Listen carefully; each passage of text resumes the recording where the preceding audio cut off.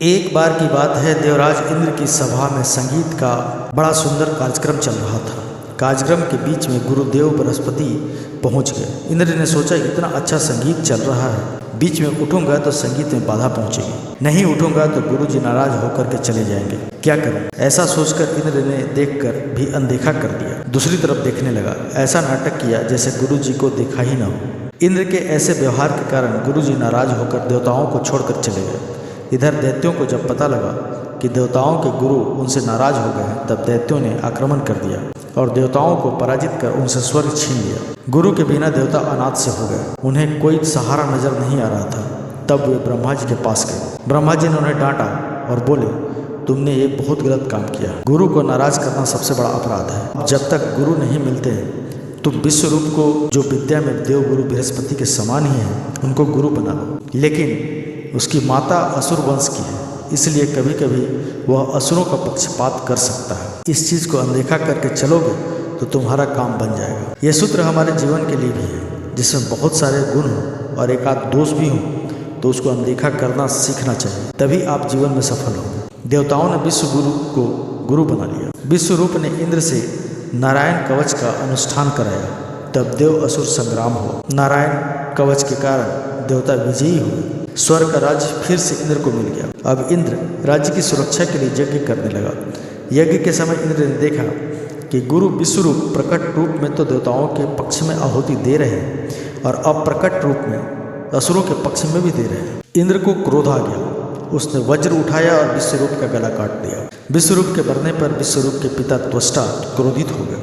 वो इंद्र को मारने के लिए अनुष्ठान करने लगे। उनका संकल्प था कि हवन से ऐसा पुत्र हो जो इंद्र को मार डाले, पर उच्चारण अशुद्धि के कारण यज्ञ से बेटा तो हुआ, लेकिन इंद्र को मारने वाला नहीं, इंद्र से मरने वाला हुआ। यहाँ यही बात समझ आती है, कर्म कांड का विषय कठिन है पर भक्ति सरल है। भक्ति में कुछ गड़बड़ हो जाए तो भगवान संभाल लेते हैं, पर यदि कर्म कांड में कुछ गड़बड़ हो जाए तो जिम्मेवारी हमारी ही होती है। यज्ञ से उत्पन्न हुए त्वष्टा के इस पुत्र ने सारे लोगों को अपने विशाल शरीर से घेर लिया था, इसलिए उसका नाम वृतासुर पड़ा। जब वृतासुर ने हुंकार भरी तो सारे देवता उस पर टूट पड़े। देवताओं ने जितने हथियारों का प्रयोग किया, वृतासुर उन हथियारों को पकड़कर तोड़कर खा गया। अब देवता घबराए, ये तो हथियार ही तोड़कर खा गया, इसको मारेगा कौन? देवता वहाँ से भागे और भगवान की स्तुति करने लगे। श्री भगवान प्रकट हो गए और बोले, देखो इंद्र, उपाय तो है पर करना कठिन है। इंद्र बोले, आप सिर्फ उपाय बताइए, उसको करना मेरा काम है। तब भगवान बोले, दधीचि ऋषि की हड्डी से अगर वज्र बने तो उसी से वृतासुर का संहार होगा, लेकिन दधीचि ऋषि जीवित हैं, हड्डी तभी मिलेगी जब वे शरीर का त्याग करेंगे। इंद्र ने कहा, भगवान आपने उपाय बता दिया, अब दधीचि ऋषि से हड्डी मांगने का काम मेरा है। अब इंद्र पहुंच गया दधीचि ऋषि के पास, प्रणाम किया और बोला, महाराज मुझे आपकी हड्डी चाहिए। दधीचि बोले, इंद्र क्या तूने विचार नहीं किया, जो व्यक्ति जीवित रहना चाहता है उसकी हड्डी भगवान भी मांगे तो देने से इनकार करना पड़ेगा। इंद्र ने कहा, मैं समझता हूँ कि मेरा आपसे हड्डी मांगना अनुचित है, पर समस्या इतनी विकट है कि मैं मांगने को विवश हूँ। यदि आप अपनी हड्डी दे देंगे तो समस्त देवताओं की जान बच जाएगी। दधीचि ऋषि ने भगवान का ध्यान किया और योग के द्वारा अपने शरीर का त्याग कर दिया। इसके बाद इंद्र ने दधीचि ऋषि की हड्डी से वज्र बनाया। वज्र प्राप्त करने के बाद देवता उत्साह से भर गए। वृतासुर के साथ जितने असुर थे डर के मारे भागने लगे। इधर वृतासुर ने जोर से हुंकार भरी और इंद्र की तरफ बढ़ा। इंद्र ने अपनी गदा का प्रयोग किया।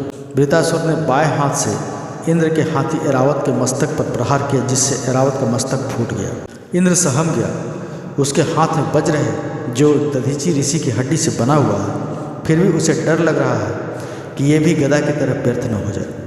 वृतासुर कहता है, इंद्र तू वज्र का प्रयोग क्यों नहीं कर रहा है? तू ये मत सोच कि गदा के जैसे वज्र भी व्यर्थ हो जाएगा। वज्र में तीन शक्तियाँ, पहली भगवान नारायण की शक्ति, दूसरी दधीचि ऋषि की तपस्या की शक्ति और तीसरी इंद्र का प्रारब्ध।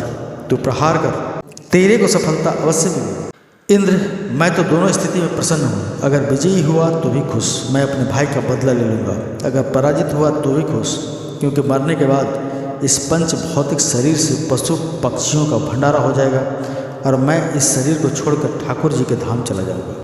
इंद्र ये सोचकर घबरा गया। वज्र का प्रहार नहीं कर पा रहा। वृतासुर कहता है, जब तक तू वज्र का प्रहार नहीं कर रहा है तब तक मैं अपने ठाकुर जी का ध्यान कर लेता हूँ। वृतासुर आंख बंद करके भाव समाधि में पहुंच जाता है। भगवान से वार्तालाप करता है, प्रभु कुछ ही समय बाद इस शरीर को छोड़कर मैं आपके चरणों में आने वाला हूँ, आपके धाम में आने वाला हूँ। इस युद्ध का परिणाम मैं जानता हूँ क्या होगा। इस युद्ध में इंद्र की विजय होगी, मेरी पराजय होगी। भगवान ने कहा, पर मैं तो अपने भक्त को कभी पराजित नहीं होने देता। तूने कैसे सोच लिया कि तू पराजित होगा। वृतासुर मुस्कुराता है, प्रभु मैं जानता हूँ जिसकी विजय होगी उसको स्वर्ग मिलेगा और जिसकी पराजय होगी उसको वैकुंठ मिलेगा। आप अपने भक्त को छोटी वस्तु नहीं देंगे, इसलिए मुझे मालूम है इस युद्ध में मेरी पराजय होगी। वृतासुर भाव समाधि से बाहर आया तो देखता है कि इंद्र हाथ में वज्र लिए खड़ा है। वृतासुर ने कहा, इंद्र तू युद्ध करने आया है या मेरा दर्शन करने आया है? वज्र का प्रहार कर। इंद्र कहता है, हे दानवराज वृतासुर, हम तुम्हें असुर कहते हैं पर तुम कोई सिद्ध महात्मा लगते हो। इस विपरीत परिस्थिति में भी इतनी निष्ठा, इतना प्रेम भगवान के लिए, इतना प्रेम तो बड़े बड़े सिद्ध महात्माओं में देखने को नहीं मिलता। तू तो कोई सिद्ध महापुरुष है। इसके बाद इंद्र ने वृतासुर पर वज्र का प्रहार किया। वृतासुर का सर धड़ से अलग हो गया, एक दिव्य ज्योति निकली और भगवान के धाम को चली। तो मित्रों, हमारा ये प्रयास आपको कैसा लगा कमेंट करके जरूर बताएं। वीडियो को लाइक कर दें, चैनल को सब्सक्राइब करके बेल आइकन दबाना न भूलें ताकि वीडियो संबंधित नोटिफिकेशन आपको हमेशा मिलती रहे। धन्यवाद।